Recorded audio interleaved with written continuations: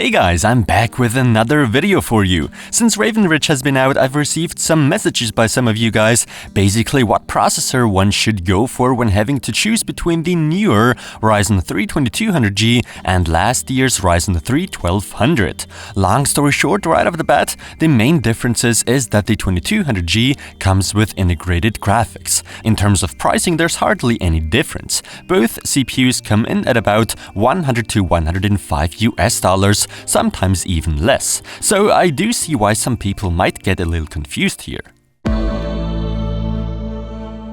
First of all, I'd recommend comparing the specs of the two real quick. Both come with 4 cores and 4 threads. The newer 2200G, however, is clocked slightly higher, theoretically giving it a small advantage. Besides, AMD did improve the memory controller on the 2200G. Instead of the 2666 MHz RAM, 2933 MHz are supported natively now with the 2200G APU. And APU is the keyword here. Unlike the regular 1200, the 2200G features integrated Vega 8 graphics with 8 compute units. Not all of you probably want to use the iGPU, but considering the crazy GPU prices right now, who knows? And last but not least, both processors can be fully overclocked, no limits. And no, as long as the BIOS on your B350 or X370 motherboard is updated to the latest one, you do not need to get a newer B450 or X470 board to run the new Raven Ridge APU.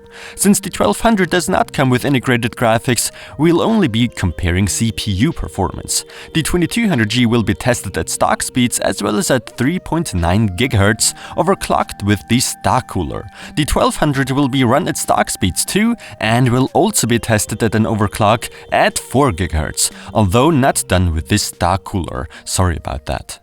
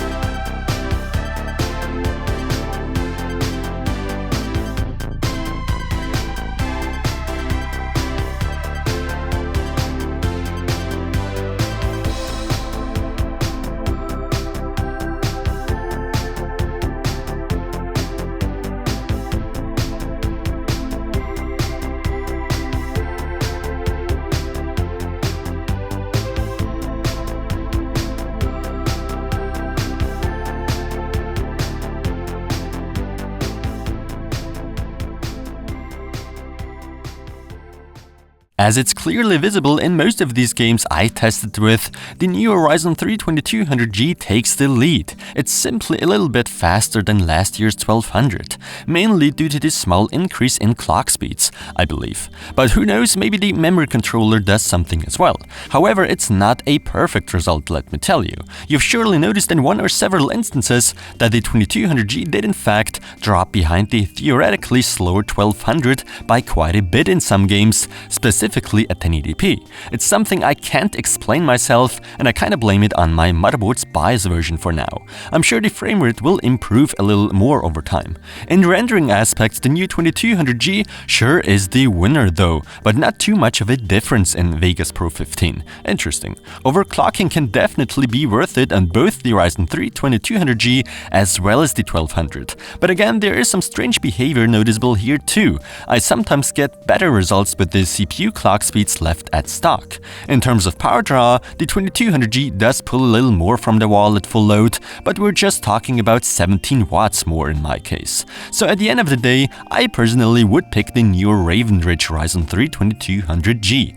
Most of the time it offers a little more performance. Sure, it could need a little optimization in one aspect or another, but it is the better processor in the end. Besides, it does come with an iGPU, an integrated graphics unit that's pretty decent actually, and and can in fact be used for some light gaming if you decide to do that. I see no reason as to why one would go for the slightly outdated 1200. In my opinion, the first Ryzen 3 CPU is already obsolete. That doesn't mean it's bad though. And with that said, thanks for watching.